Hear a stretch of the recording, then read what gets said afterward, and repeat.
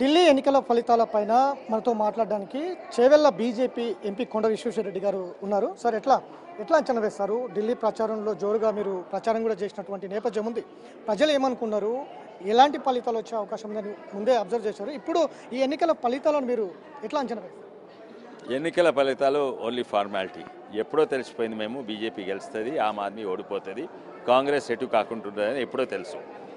ఎందుకంటే ఈరోజు కూలిపోయింది ఆమ్ ఆద్మీ పార్టీ కాదు, ఆమ్ ఆద్మీ పార్టీ ఫౌండేషన్, దాని బునియాదే కూలిపోయింది. ఎందుకంటే దాని బునియాది ఏముందే, వాళ్ళు ఇండియా అగైన్స్ కరప్షన్ అని మొత్తం భారతదేశంలో ప్రచారం చేసిండ్రు. అన్నా హజారే గాంధీ టోపీలు పెట్టుకొని అప్పుడు ప్రతి భారతీయుడు దానికి సపోర్ట్ ఇచ్చిండు. పేదోళ్ళు, మిడిల్ క్లాస్, వర్కింగ్ క్లాస్ అందరు కూడా, చిన్న బిజినెస్ అందరు కూడా సపోర్ట్ ఇచ్చిండ్రు. అదే ప్లాట్ఫామ్ మీద వాళ్ళు గెలిచిండ్రు. గెలిచినాక అదే పార్టీ ఏదైతే యాంటీ కరప్షన్ మీద గెలిచిందో అదే పార్టీలో ఎన్నో స్కామ్లలో ఉండే, లిక్కర్ స్కామ్లు ఉండే. లిక్కర్ స్కామ్ తెలుసు, ఎవరితో పొత్తు పెట్టుకున్నారో, ఎవరితో కుంభకైనరో. ఇక్కడ కేసీఆర్ కుమార్తె కవిత గారితో పొత్తు పెట్టుకుంటే ఇక్కడ ఈ పార్టీ ఎగిరిపోయింది, అక్కడ ఆ పార్టీ ఎగిరిపోయింది. అదే కాక ఢిల్లీలో ఇక్కడ ఫ్లెక్సీలు పెట్టుకునే అలవాటు ఉండదు, మన దగ్గర పెట్టుకున్నట్టు. ఈ ఢిల్లీలో ఇప్పటివరకు చరిత్రలో ఎంతో గొప్ప మంది సీఎంలు ఉండే. కాంగ్రెస్ నుంచి షీలా దీక్షిత్ గారు ఉండే, అంతకంటే ముందు సాహిబ్ సింగ్ వర్మ గారు ఉండే, గొప్ప సీఎంలు. ఎక్కడ కూడా నువ్వు ఢిల్లీలో ఫ్లెక్సీలు ఉండవు. ఆయన సొంత ఫ్లెక్సీలు పెట్టుకున్నాడు, పెట్టుకున్నాడు. మళ్ళీ ఏది, నేను సాధారణ ప్రజల, నేను ఆమ్ ఆద్మీ అంటే సాధారణ ప్రజలు తిరుగుంటాను, ఆ మఫ్లర్ వేసుకొని ఓ దగ్గొచ్చినట్టు దగ్గుడు, ఈ యాక్టింగ్ని బయట చేసుకుంటా. లోపటనేమో శీష్ మహల్ అంటే రాజుల భవనాలు, ఆ భవనాలలో కోట్లాది బాత్రూమ్లే, కోటి రూపాయల బాత్రూమ్లు, జకూజీలు, స్టీము, సోనా అంతే, ఇవన్నీ బయటపడ్డాయి. పడే వరకు నమ్మకం పోయింది అండ్ వాళ్ళ ఫౌండేషన్ కూలిపోయింది. అందుకే మాకు ముందే తెలిసింది అంటే ఓడిపోతున్నాం. ఇవాళ రిజల్ట్ వచ్చింది కేవలం ఫార్మాలిటీ మాత్రమే. ఇది మళ్ళీ పార్టీ మళ్ళీ బతుకుతా లేదా కూడా తెలియదు.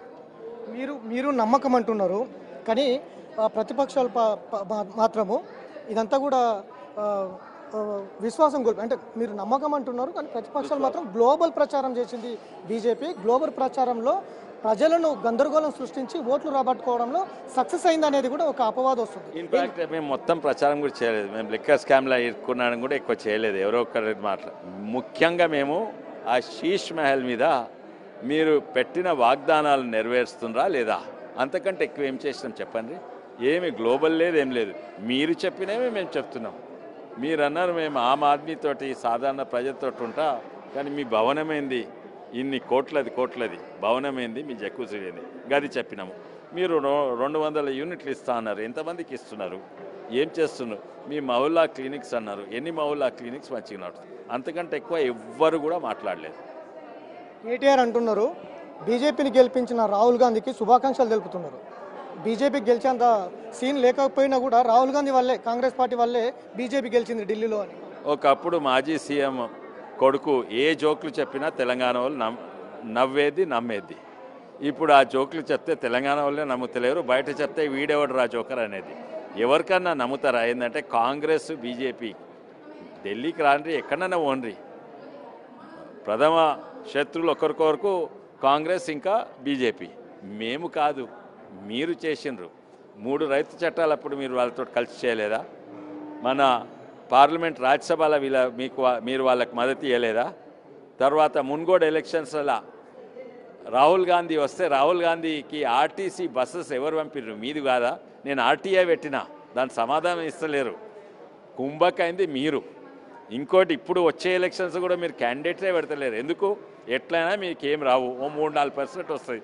ఆ 3-4% చీల్చకుండా ముస్లిం ఓట్లు, వాళ్ళ ఓట్ బ్యాంకులు ఉన్నాయి కదా, చీల్చకుండా అన్ని కాంగ్రెస్కి వచ్చేటట్టు మీరు కావాలని 3-3 క్యాండిడేట్లు పెట్టవచ్చు కదా, ఎమ్మెల్సీ క్యాండిడేట్స్. పెడతలేరు. కుంభక్ ఎవరైనరు? కుంభక్ మీరు. మీ సిద్ధాంతాలు కూడా కలిసి ఉంటాయి. మీ కుటుంబ పార్టీ మీది, వాళ్ళది డైనాసిటీ పార్టీ. మేము ఎప్పుడు కూడా ఈ సిద్ధాంతాలకు వ్యతిరేకం. మేము నేషన్ ఫస్ట్ అనే పార్టీ. మీరు చెప్పే జోక్లు అందరు జోకర్ తీరా చూస్తారు అండ్ ఎవరు కూడా నమ్మరు. అరవింద్ కేజ్రీవాల్తో పాటు కీలక ఆమ్ ఆద్మీ పార్టీ నేతలు ఓటమి చెందుతున్నటువంటి నేపథ్యం కనిపిస్తుంది ప్రస్తుతం. ఈ అంచనా ఎట్లా చేస్తారు? ఎట్లా? ఏమని? అరవింద్ కేజ్రీవాల్తో పాటు కీలక ఆమ్ ఆద్మీ ఓట నాయకులు ఓడిపోయిండు. ఇన్ఫాక్ట్ ఇద్దరు కూడా సిసోడియా కూడా లిక్కర్ స్కామ్లు ఉండే కదా. అవును, ఐ థింక్ ఈయన ఒక్కడు నాకు తెలుసు, నా ట్రాన్స్పోర్ట్ హెడ్ ఉండే అరుణ్ రాయ్, ఆయన హైదరాబాద్ కూడా వచ్చిండే. ఆయన ఒక్కడు గెలిచినట్టున్నాడు. తక్కిన వాళ్ళందరూ కూడా నిజంగానే వాళ్ళ ఎస్పెషలీ కీలక నాయకులు ఎక్కువ ఓడిపోతున్నారు. తెలివని నాయకులు గెలిచడానికి తెలివని నాయకులు ఎందుకంటే అందరు కూడా ఎవరైతే కేజ్రీవాల్తో దగ్గర ఉన్నారో వాళ్ళందరూ ఓడిపోతున్నారు. ఈ సీఎం కూడా ఎట్లా గెలిచిందో నాకు, సీఎం గెలిచింది కదా డిక్లేర్డ్, సీఎం కూడా మీది కిందికి చిన్న మార్జిన్తో గెలిచింది. ఇంపాక్ట్ ఎలా ఉండబోతుంది? మీరేమో ఢిల్లీలో గెలిచాం, దేశం ఆ వైపు చూస్తుంది అని చెప్తున్నారు. ఇక ఢిల్లీ ఫలితాలు తెలంగాణపై ఇంపాక్ట్ ఎలా ఉండబోతుంది? 100% అండి. తెలంగాణలో కూడా వాళ్ళకి అందుకే కదా ఇప్పుడు వాళ్ళకి భయం పట్టుకున్నది, అందుకే వాళ్ళు క్యాండిడేట్సే పెడతలేరు.